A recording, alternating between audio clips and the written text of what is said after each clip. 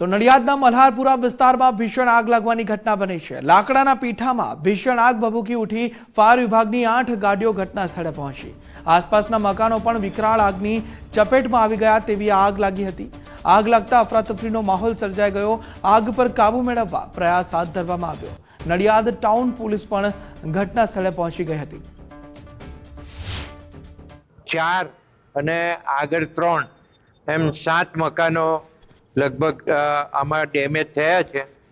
एमां आगळना 3 मकानो तो कम्प्लीट डेमेज थई गया छे अने पाछळना 4 बी ए ज रीतना एने वधारे पड़तुं नुकसान थयुं छे।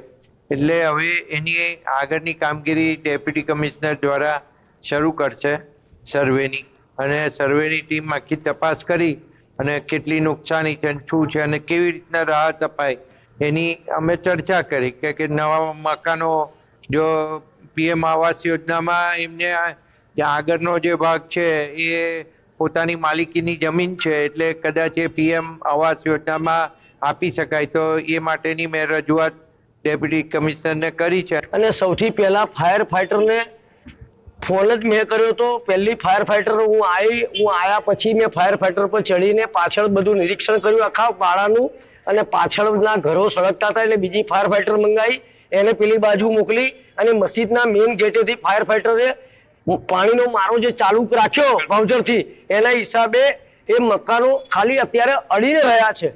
અંદરની ઘર વખરી તો ટોટલ ખતમ